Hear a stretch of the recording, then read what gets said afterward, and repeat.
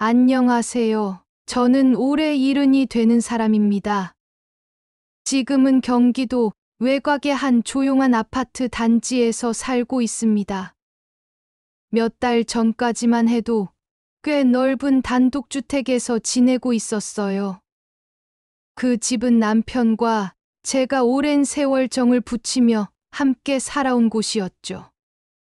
남편은 몇 해 전 병으로 세상을 떠났습니다. 그는 참 성실하고 착한 사람이었어요. 결혼한 뒤 가족을 위해 한평생을 헌신하며 살았던 사람이었죠. 하지만 그런 남편이 떠나고 나니 삶이 참 공허해지더군요. 그 집 안에 저 혼자 덩그러니 남게 된 겁니다. 방 한 칸이 커다란 빈 공간처럼 느껴졌고, 한겨울 찬바람처럼 마음 한 구석까지 시리게 만들었습니다. 거실 한가운데에 앉아 TV를 틀어놓아도 여전히 집안은 무겁고 적막했어요. 그나마 저에게 위안을 주었던 건 강아지였어요. 남편과 함께 키운 작은 강아지가 제 곁에서 가족처럼 있어줬습니다. 하지만 그 아이마저 무지개 다리를 건넌 뒤에는 정말 공허함만 남았습니다. 집안에서 나 홀로 걸음을 옮길 때마다 발소리만 유독 크게 울려 퍼졌어요. 그 무거운 적막이 하루하루 저를 짓눌렀습니다. 문득 이런 생각이 들었어요. 이대로는 안 되겠다. 이러다 정말 우울증이라도 오겠어. 그러던 어느 날 밤, 침대에 누워 생각에 잠겼습니다. 곰곰이 고민하다가 문득 자식들 생각이 나더군요. 자식이 둘이나 있는데 한 집에서라도 함께 지내면 조금은 덜 외롭지 않을까 싶었죠. 큰아들과 작은아들, 둘 다 결혼해서 각자 가정을 이루고 살고 있습니다. 큰아들은 직장에서 꽤 인정받고 있고, 큰며느리도 직장 생활을 하며 바쁜 나날을 보낸다고 하더군요. 반면 작은아들은 아직 경제적으로 형편이 그리 넉넉하진 않지만 자기 살림을 열심히 꾸려가고 있다고 들었습니다. 전셋집에 살면서도 자식 하나를 키우며 애쓰고 있는 모양이었어요. 그래, 애들에게 내 마음을 한번 이야기해보자. 다음 날 저는 두 아들에게 차례대로 전화를 걸었습니다. 아들, 주말에 우리 집에 좀 와라. 오랜만에 다 같이 모여서 밥 한 끼 같이 먹자꾸나. 전화를 끊고 나니 괜스레 설렘이 밀려왔어요.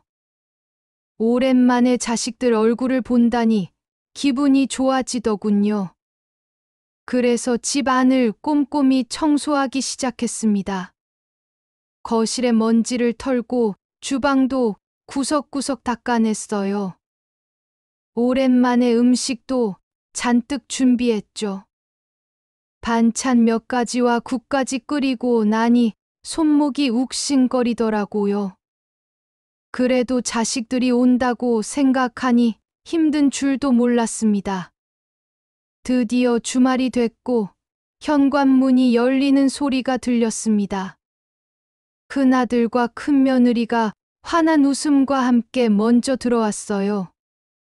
깔끔한 정장 차림에 어딘가 여유로운 모습이었습니다. 그들을 보고 있자니 오랜만에 마음이 따뜻해졌습니다. 잠시 뒤 작은아들도 들어왔습니다. 좀 더 편안한 옷차림으로 현관을 지나며 밝게 인사를 건넸어요. 그리고 마지막으로 손주가 깡총깡총 뛰어들어왔습니다. 할머니, 안녕하세요? 손주 목소리가 어찌나 귀엽던지 저절로 미소가 번졌습니다. 모두가 식탁에 둘러앉아 오랜만에 가족이 함께하는 즐거운 시간을 보냈습니다. 큰아들이 밥을 한 입 가득 먹더니 칭찬을 하더군요. 역시 어머니 손맛은 최고예요. 그 말에 마음이 뭉클해졌습니다. 아이들이 오랜만에 모여 있으니 그동안 느꼈던 외로움이 싹 사라지는 것만 같았습니다. 밥 먹는 동안 서로 근황을 묻고 이런저런 이야기를 나누며 웃음꽃이 피었어요. 분위기가 한층 부드러워지자 저는 조심스럽게 본론을 꺼냈습니다. 얘들아, 나 요즘 혼자 지내는 게 너무 힘들어. 그래서 이 집을 팔고 너희 중 한 집에 들어가 살까 싶다. 순간 분위기가 잠깐 조용해졌습니다. 큰 며느리가 젓가락을 내려놓고 조심스럽게 물었습니다.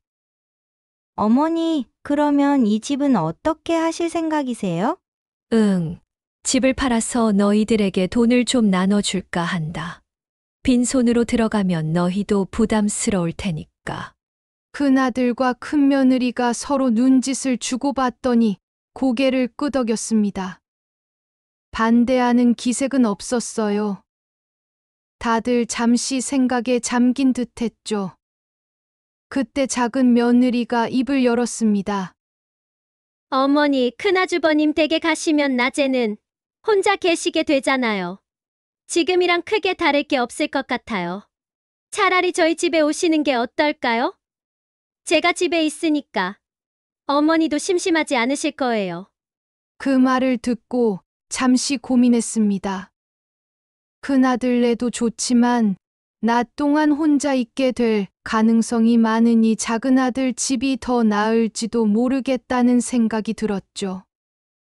그래, 그러면 작은 아들 집으로 가는 게 나을 수도 있겠구나. 그 말을 하자 작은 며느리는 기쁜 얼굴로 말했습니다. 어머니, 저희 집에 오시면 잘 모실게요. 그렇게 그날 밤 가족들과 이사 일정과 새 집을 알아보는 계획까지 마무리했습니다. 모두가 협조적이어서 마음이 한결 가벼워졌어요. 며칠 후 부동산에 집을 내놓았더니 금방 계약이 성사되었습니다. 작은아들 부부가 발 빠르게 나서서 새로운 아파트도 구해주었어요. 방이 3개나 되는 넓은 집이었죠. 이삿짐을 정리하며 작은 며느리가 아파트를 둘러보며 환하게 웃더군요. 어머님, 여기 햇빛도 잘 들고 좋지 않으세요? 창밖을 보며 저도 미소를 지었습니다. 그래, 참 좋구나. 짐을 모두 정리하고 나니 마음의 허전함이 좀 덜어졌고 이제 새로운 시작을 하겠다고 다짐했습니다. 이사 초반에는 분위기가 정말 좋았습니다. 아침에 가족과 함께 밥을 먹고 손주는 학교에 가고 작은 며느리는 장을 보며 저를 챙겨주는 모습이 참 보기 좋았죠. 하지만 시간이 지나면서 조금씩 이상한 기운이 감돌기 시작했습니다. 처음 며칠 동안은 모든 것이 순조로웠습니다. 아침이면 작은 며느리가 먼저 일어나서 밥상을 차렸어요. 어머님, 아침 드세요. 그래, 고맙다. 너도 바쁜데. 이렇게 챙겨주고. 그녀가 이렇게 정성껏 아침을 챙겨주니 고맙고 미안한 마음이 들었습니다. 식사를 마치고 나면 손주가 학교 갈 준비를 하느라 집안이 잠시 부산해졌어요. 손주가 귀엽게 배낭을 메고 뛰어나가면서 활기차게 인사했습니다. 할머니, 다녀올게요. 저도 기분 좋게 손을 흔들며 배웅했어요. 그러고 나면 작은 며느리가 잠시 외출을 하거나 장을 보러 가곤 했습니다. 저는 TV를 틀어놓고 거실 소파에 앉아 있으면 그나마 집안에 누군가의 숨결이 느껴져서 마음이 편안했습니다. 하지만 이런 평화는 오래가지 않았습니다. 작은 며느리의 태도가 조금씩 변하기 시작했어요. 어느 날부터였는지 그녀가 유난히 피곤한 얼굴로 저를 쳐다보며 한마디 했습니다. 어머님, 요즘 집안일이 조금 버겁네요. 그 말을 들었을 때 저는 미처 무슨 의미인지 몰랐습니다. 그래. 무슨 일이 그렇게 많다고 그러니? 아무래도 집이 커지고 생활비도 늘어나서요. 요즘 참 팍팍하네요. 그녀가 한숨을 쉬며 말하는데 어딘가 불만 섞인 목소리였습니다. 당시엔 별일 아니겠거니 하고 넘겼죠. 그러나 그날 이후로 그녀는 점점 더 자주 이런 말을 꺼내기 시작했습니다. 어머님, 혹시 남아있는 돈 좀 있으세요? 그 질문이 나왔을 때 저는 깜짝 놀랐습니다. 이미 집을 팔고 남은 돈 중 일부를 그들에게 주었는데 또 돈 이야기를 하다니요. 돈이라니. 내가 줄 건 이미 줬잖니. 나도 생활해야 하지 않겠니? 아, 네, 알겠습니다. 작은 며느리는 그날 이후로 태도를 미묘하게 바꾸었습니다. 겉으로는 여전히 싹싹하게 대했지만 어딘가 거리감이 느껴지기 시작했어요. 특히 아들 앞에서는 예전처럼 친절했지만 저와 단둘이 있을 때는 차가운 말투가 늘어나기 시작했습니다. 그 무렵 작은 사고가 벌어졌습니다. 제가 아파트 근처 마트에 장을 보러 나갔다가 겨울철 빙판길에 미끄러진 겁니다. 순간 팔에 심한 통증이 밀려왔고 병원에 가서 검사를 받은 결과 팔이 부러졌다는 진단을 받았습니다. 깁스를 하고 집에 돌아오니 작은 며느리가 현관에서 한숨을 내쉬며 말했습니다. 어머님, 조심 좀 하시지. 이제 어떡하죠? 집안일도 제가 다 해야겠네요. 그 말에 기가 찼습니다. 내가 일부러 사고를 낸 것도 아닌데 아픈 사람에게 저런 말을 하다니. 마음이 무거워졌어요. 며칠 뒤 손주가 학교에서 돌아왔습니다. 배가 고픈지 간식을 찾길래 저는 뭔가 만들어주고 싶었어요. 한 손으로 어떻게든 국수를 삶아보려 했습니다. 그런데 칼질도 제대로 되지 않고 냄비를 옮기기조차 쉽지 않았어요. 그때 사고가 터지고 말았습니다. 국수를 건져 옮기려던 찰나 힘이 빠진 손에서 그릇이 미끄러져 버렸습니다. 뜨거운 국물이 바닥에 쏟아지면서 손주의 발등에 튀었어요. 아야, 뜨거워! 손주가 울면서 비명을 질렀고 저는 허둥지둥 어떻게든 달래보려 했습니다. 하지만 깁스를 한 팔로는 손주를 제대로 안아줄 수도 없었어요. 그때 작은 며느리가 현관문을 열고 들어왔습니다. 상황을 보더니 그녀가 다가와서 쏘아붙이듯 말했습니다. 어머님, 뭘 하시는 거예요? 몸도 성치 않으신데 그냥 가만히 계시지. 저는 미안하다는 말을 반복하며 고개를 숙였지만 그녀의 눈빛은 싸늘했습니다. 이러니까 제가 얼마나 힘든 줄 아세요? 애가 다쳤잖아요. 어머니가 조금만 조심해 주셨으면 이런 일 없었을 거 아니에요. 저는 그저 아무 말도 못하고 고개만 떨궜습니다. 속이 상하고 눈물이 나왔지만 꾹 참았습니다.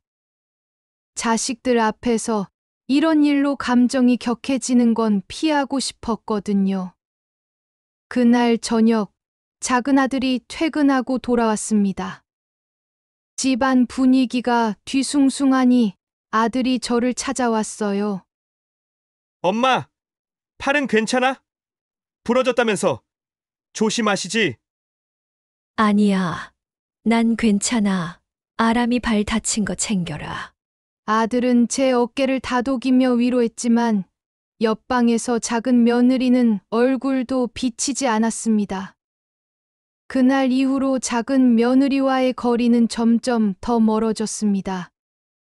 그녀는 점점 노골적으로 저에게 불만을 표현했습니다. 어느 날은 제가 TV 앞에 앉아 드라마를 보고 있었는데 작은 며느리가 다가와 말했어요. 어머님, TV 소리 좀 줄여주세요. 정신이 없어서요. 아, 그래. 줄일게. 저는 TV 소리를 낮추고 혼자서 속으로 한숨을 쉬었습니다. 점점 내가 이 집에서 눈치만 보며 살아가야 하나 싶더군요.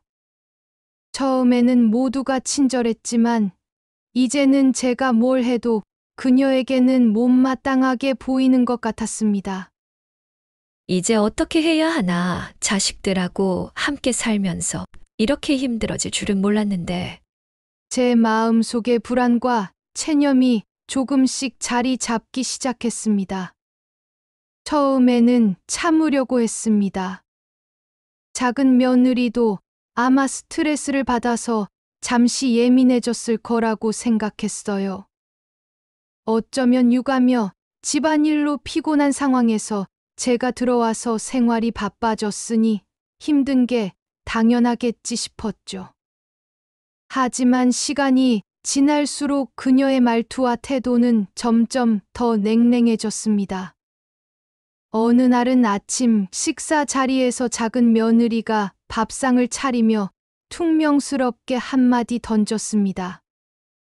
어머님, 어제 국이 너무 많이 남았더라고요. 앞으로 음식을 조금씩 하시는 게 좋을 것 같아요. 저는 그 말에 순간 당황했습니다. 아, 그래. 앞으로는 조금씩 하마. 대수롭지 않게 넘기려 했지만 그날 이후로도 사소한 지적들이 계속 이어졌습니다. 작은 며느리는 눈에 거슬리는 것이 있으면 은근히 꼬집듯이 말하곤 했어요. 어머님, 여기 서랍은 건들지 말아주세요. 제가 정리할게요. 어머님, 손주가 먹을 간식은 제가 챙길게요. 괜히 번거롭게 하실 필요 없어요. 그럴 때면 괜히 방에 들어가 혼자 앉아 있곤 했죠. 이 집에서 내가 불편한 존재가 되어가는 것 같다는 생각이 들었어요. 하루는 작은 며느리가 집안일을 하면서 못마땅한 듯 말을 꺼냈습니다. 어머님, 솔직히 어머니가 여기 계시니까 제가 신경 쓸 일이 너무 많아요. 혼자 계셨으면 이런 일 없잖아요? 그 말을 듣는 순간 속이 울컥했지만 차마 소리 낼 수가 없었습니다. 애써 침착하게 대답했습니다. 나도 너희가 부담스럽지 않도록 최대한 돕고 있잖니. 왜 자꾸 이런 말을 하니? 돕는다고요? 팔 부러져서 제대로 하는 것도 없으시면서요.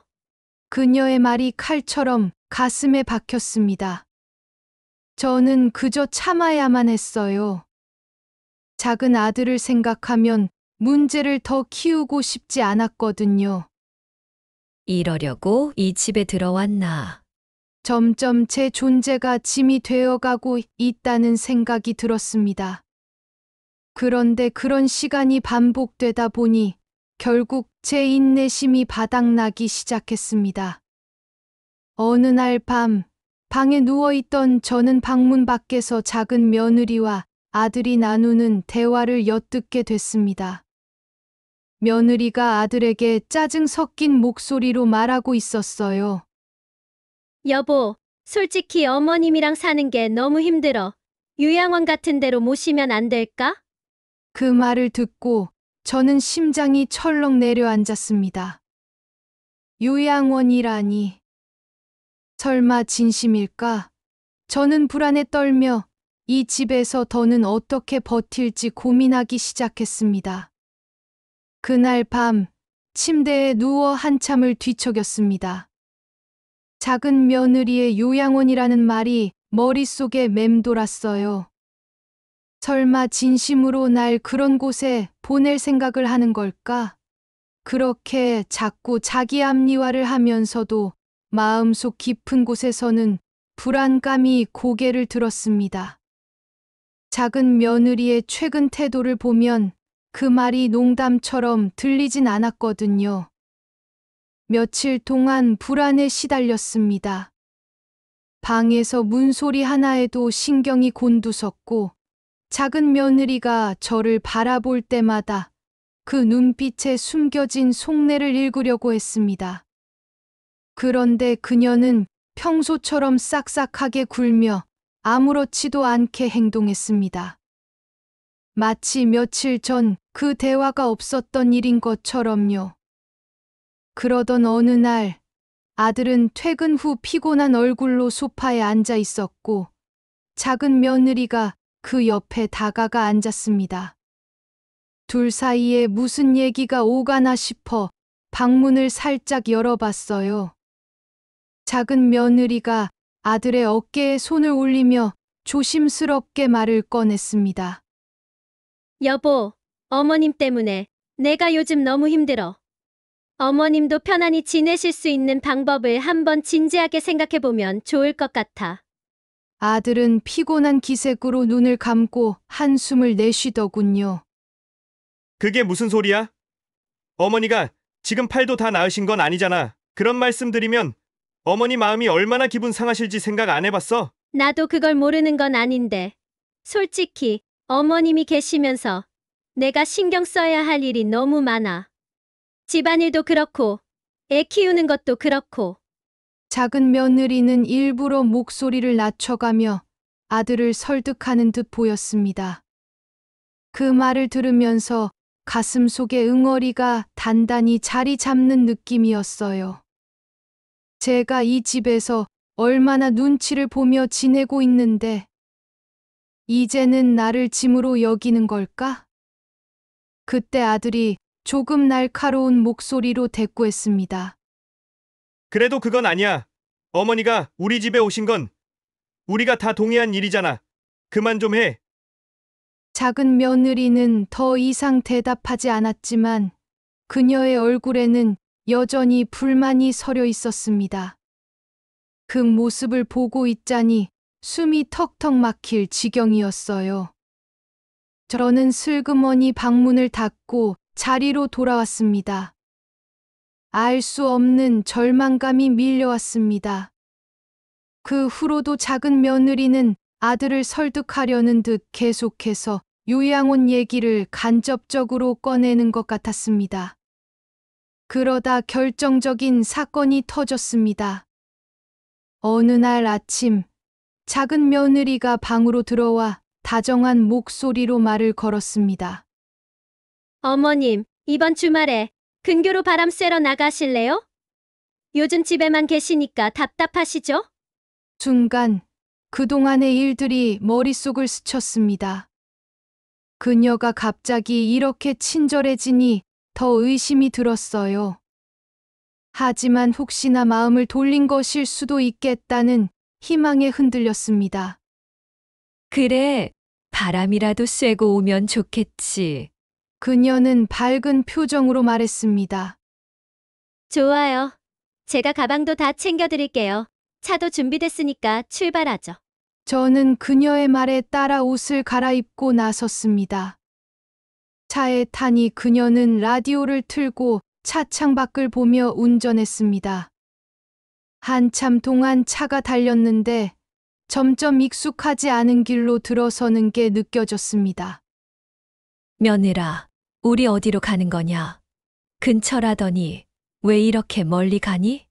작은 며느리는 라디오 소리를 조금 높이며 애써 웃으며 말했습니다. 어머님, 저를 믿고 따라오세요. 좋은 데로 모시고 가는 거예요. 불안감이 서서히 커졌습니다. 차창 밖으로 보이는 풍경이 낯설기만 했어요. 몇 차례 더 길을 꺾고 들어간 끝에 차가 멈춰 섰습니다. 차에서 내리자 보이는 건 조용한 건물 한 채였습니다. 간판이 희미하게 보였어요. 땡땡 요양원이라고 적혀 있었죠. 심장이 내려앉는 듯 했습니다. 여기가 뭐 하는 곳이냐? 작은 며느리가 의미심장한 미소를 지으며 대답했습니다. 어머님, 여기가 좀 조용하고 좋은 곳이라 모셨어요. 어머님도 여기서 편안하게 지내시면 좋잖아요. 뭐, 내가 여기서 지내라니. 그게 무슨 소리야? 저는 소리를 질렀지만 그녀는 코웃음을 치며 말했습니다. 어머님, 솔직히 말씀드릴게요. 어머님이 우리 집에 계시면 저희 너무 힘들어요. 어머님도 눈치 보면서 사는 게 싫으시죠? 여기서 편히 쉬세요. 제가 남편한테는 적당히 둘러댈 테니까 걱정 마시고요. 그녀의 말이 차가운 얼음처럼 가슴을 찔렀습니다. 분노와 절망이 한꺼번에 밀려왔어요. 내가 사람이냐? 내가 집까지 팔아가며 너희에게 돈을 주고 들어온 건데 이게 할 짓이냐? 작은 며느리는 콧방귀를 뀌며 차문을 쾅 닫고 돌아섰습니다. 멀어지는 차를 보며 멍하니 서 있었습니다. 저는 당황해 어쩔 줄 몰라 했습니다. 그 순간 요양원 관계자가 다가와 물었습니다. 어르신, 들어가시죠. 보호자분께서 모시라고 하시더라고요. 저는 떨리는 목소리로 외쳤습니다. 아니요. 난 여기 있기 싫어요. 내 아들에게 가야 해요. 그들은 당황한 듯 서로를 쳐다봤고 그 틈을 타 저는 비틀거리며 건물을 빠져나왔습니다. 팔에 깁스를 한 채로 멀리 달아나야 한다는 생각뿐이었습니다. 요양원에서 도망치듯 나와 저는 무작정 길을 따라 걸었습니다. 낯선 곳에 혼자 남겨졌다는 두려움에 몸이 떨리고 눈앞이 흐려졌어요. 팔에 깁스까지 한 상태라 조금만 걸어도 온몸이 지쳐왔습니다. 어디로 가야 할지 막막했지만 여기서 멈추면 정말로 이곳에 갇히고 말 것 같은 공포가 엄습했습니다. 그래, 멈추면 안 돼. 어떻게든 집으로 돌아가야 해. 한참을 걸은 끝에 작은 시골길에 놓인 버스 정류장이 보였습니다.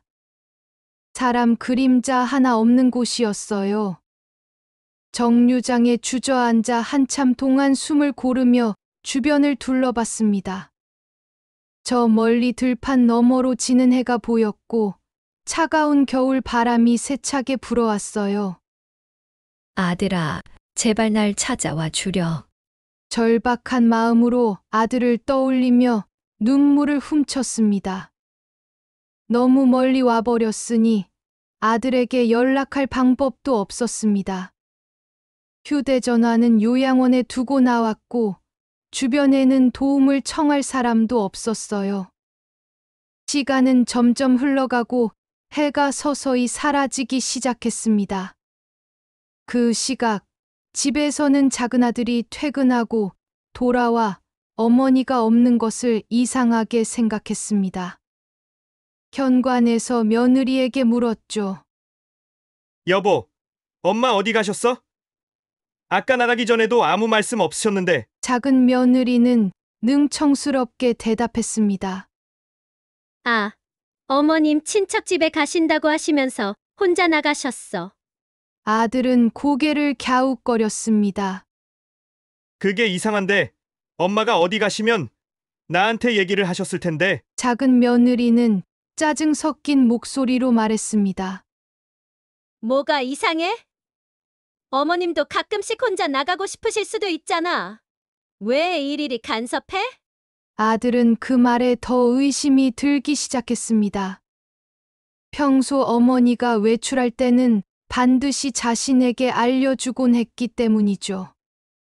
그는 휴대전화를 꺼내 어머니에게 전화를 걸었지만 꺼져 있었습니다.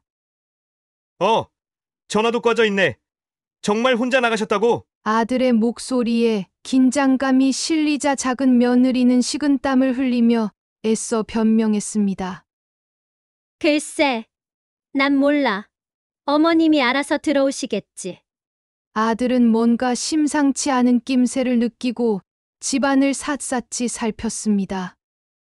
며칠 전부터 이상하게 어머니와 관련된 일들이 어수선하게 느껴졌거든요. 현관 근처에서 이상한 흙자국과 약간 어지럽혀진 바닥 자국이 보였습니다. 아들은 더 이상 며느리의 말을 믿지 않았습니다. 그는 주차장으로 내려가 차를 확인하기로 결심했습니다. 작은 며느리가 뒤따라오며 서둘러 말렸습니다.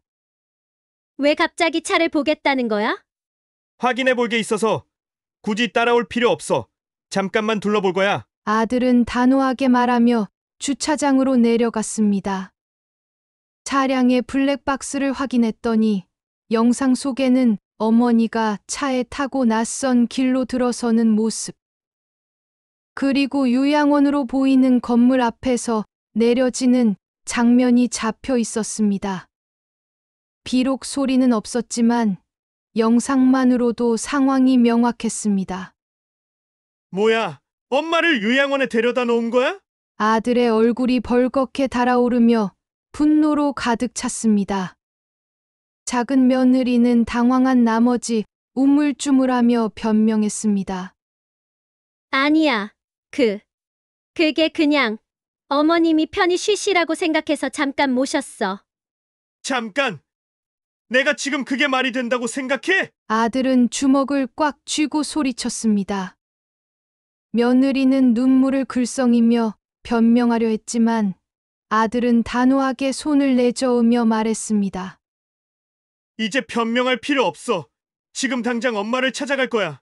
그리고 돌아오면 너하고는 끝이라. 아들은 집 밖으로 뛰쳐나갔습니다.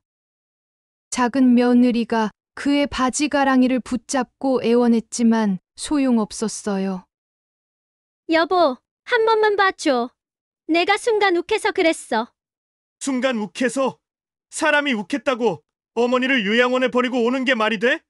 지금 장난하는 거냐? 아들은 차에 올라타며 며느리에게 냉정하게 말했습니다. 지금부터 내 눈앞에 보이지 마. 한편 저는 여전히 버스 정류장에서 떨고 있었습니다. 점점 날씨가 추워졌고 어둠이 서서히 내려앉고 있었어요. 그때 멀리서 자동차 엔진 소리가 들려왔습니다. 처음에는 지나가는 차련이 생각했지만 점점 가까워지며 차 앞불빛이 저를 비췄어요. 엄마! 그 익숙한 목소리에 가슴이 울컥했습니다. 작은 아들이었습니다. 아들은 차에서 뛰어나와 저를 와락 끌어안았습니다. 엄마, 많이 기다리셨죠? 미안해요. 그 말에 억눌려 있던 눈물이 터져 나왔습니다. 아들, 며느리가 날 여기다 버리고 갔다. 나 너무 무서웠어. 정말 여기서 버려질 줄 알았단다. 아들은 울먹이며 제 손을 꼭 잡고 말했습니다. 이제 그런 일 없어요. 엄마, 제가 앞으로 다 지킬 거예요. 그러니까 이제는 걱정 마세요. 그 말이 얼마나 따뜻하게 들리던지 차 안에 들어서자마자 식은 땀이 녹아내리는 듯한 기분이 들었습니다. 아들은 조심스럽게 저를 부축하며 집으로 향했습니다. 그 다음 날 아침, 아들은 조금 무거운 얼굴로 식탁에 앉아 있었습니다. 밤새 고민했는지 얼굴에 피곤함이 묻어났어요. 저는 조용히 아침상을 차리면서도 무언가 말을 걸어야 할지 망설였습니다. 작은 며느리는 방에서 나오지 않았고 집안은 여전히 어색한 정적에 휩싸여 있었습니다. 아들, 너무 무리하지 마라.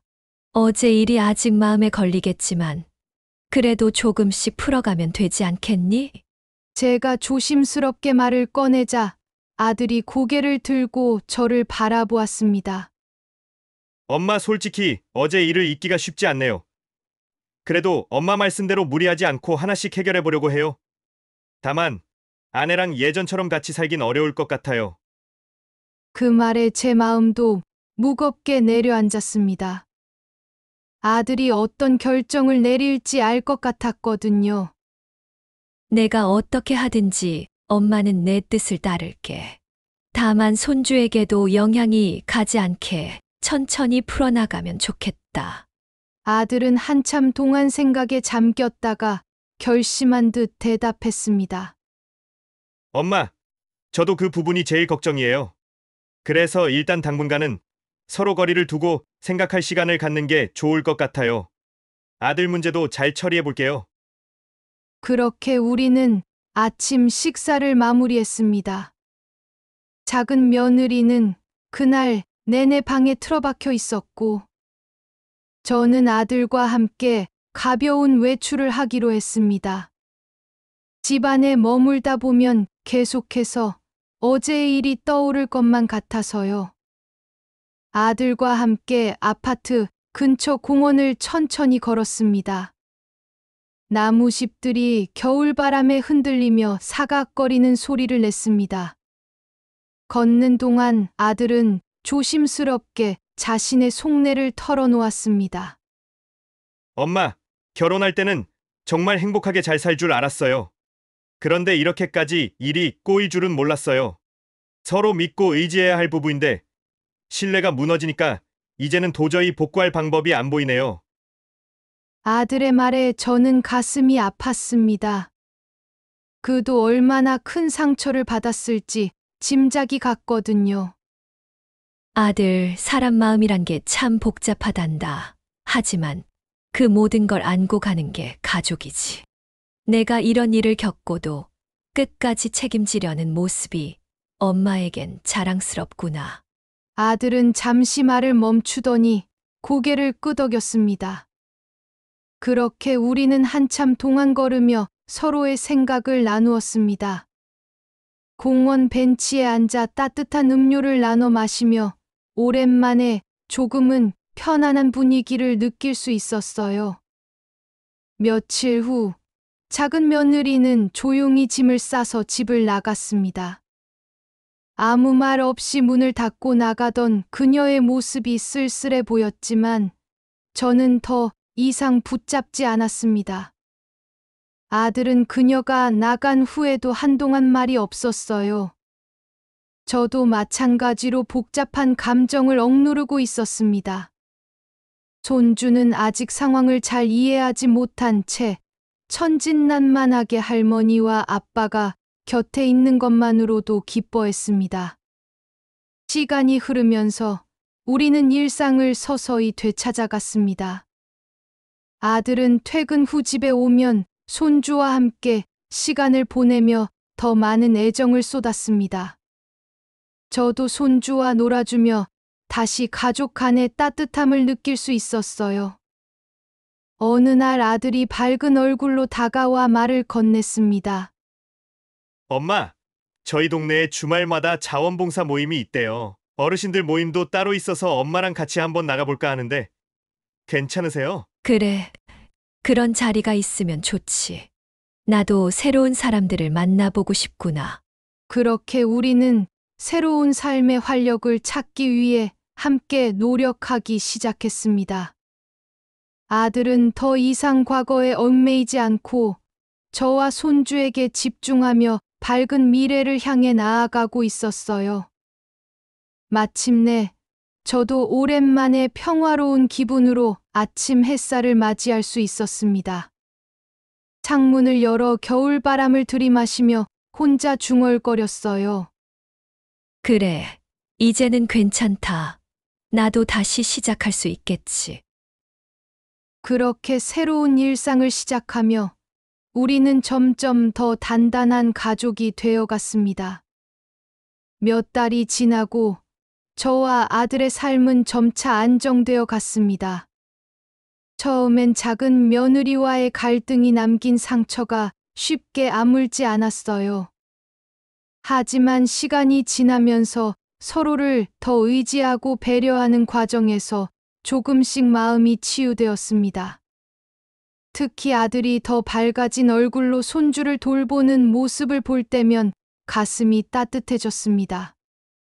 어느 날 아들이 퇴근 후 집에 돌아오면서 새로운 소식을 전했습니다. 엄마, 이번 주말에 아람이 학교에서 가족 참여 프로그램이 있는데 같이 가볼래요? 가족 프로그램. 그게 무슨 행사인데? 애들끼리 발표도 하고 가족끼리 게임도 한다고 하더라고요. 아람이가 할머니도 꼭 와달라고 했어요. 그 말을 듣고는 웃음이 절로 나왔습니다. 그래, 그럼 가야지. 우리 아람이가 부탁하는데. 어떻게 안 가겠니? 그렇게 우리는 주말에 손주와 함께 학교 행사에 다녀왔습니다. 아이들이 무대 위에서 춤도 추고 노래도 부르는 모습을 보며 오랜만에 정말 마음껏 웃을 수 있었어요. 손주가 무대에서 손을 흔들며 저를 찾는 모습에 저는 뭉클한 감정을 느꼈습니다. 행사를 마치고 집으로 돌아오는 길, 손주가 제 손을 꼭 잡으며 말했습니다. 할머니, 나 오늘 진짜 기뻤어요. 할머니가 와주셔서 너무 좋아요. 우리 아람이도 잘해서 할미가 얼마나 자랑스러웠는지 몰라. 그렇게 우리는 함께 웃으며 집으로 돌아왔습니다. 아들은 자주 주말마다 손주와 함께 산책도 다니고 때로는 가족끼리 가까운 곳으로 나들이도 나갔습니다. 생활이 점차 안정되면서 아들은 집안에서의 분위기를 다시금 따뜻하게 만들기 위해 애썼어요. 제가 오랜 시간 느껴왔던 외로움은 서서히 사라지고 새로운 삶의 활기가 차오르는 것 같았습니다. 어느 날은 아들이 퇴근 후 저를 부엌에서 도와주며 이런 말을 했습니다. 엄마, 예전에는 가족이란 게 그냥 함께 사는 사람들인 줄 알았어요. 그런데 이제는 아니에요. 우리가 서로 지켜주고 의지해야 하는 게 가족이라는 걸 깨달았어요. 그 말을 듣는 순간 그동안의 모든 힘든 일들이 주마등처럼 스쳐 지나갔습니다.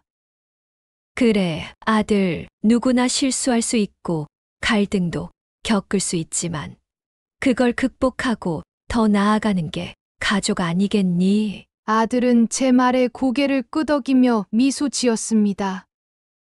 며칠 후 아들은 지역 커뮤니티 봉사활동에 저를 데려갔습니다.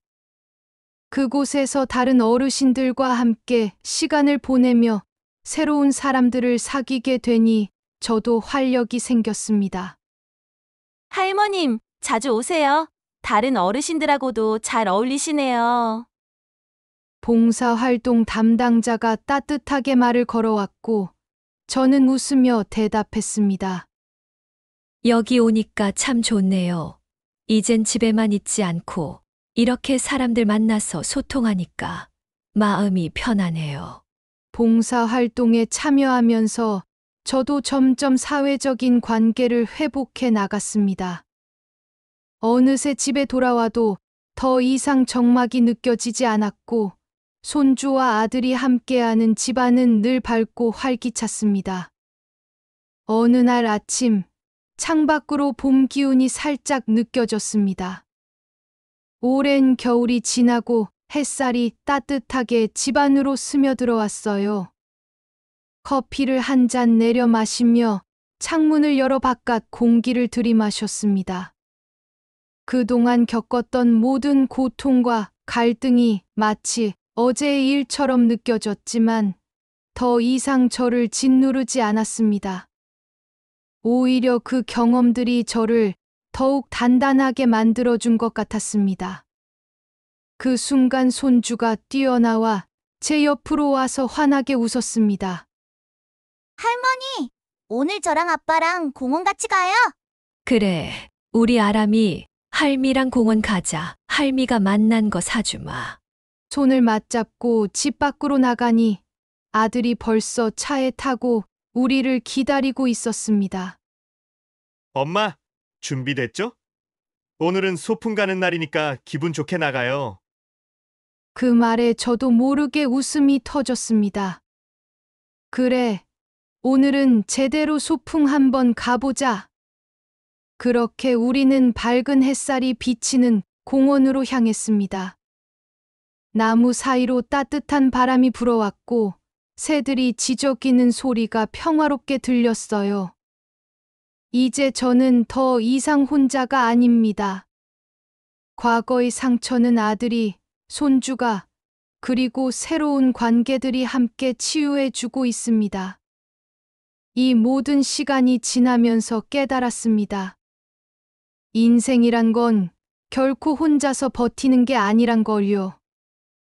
누군가와 함께 서로 기대며 살아가는 것이야말로 가장 큰 행복이라는 걸 말이죠.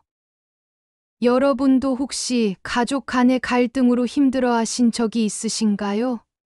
저는 이제서야 그 갈등을 넘어서 새로운 희망을 찾고 있습니다.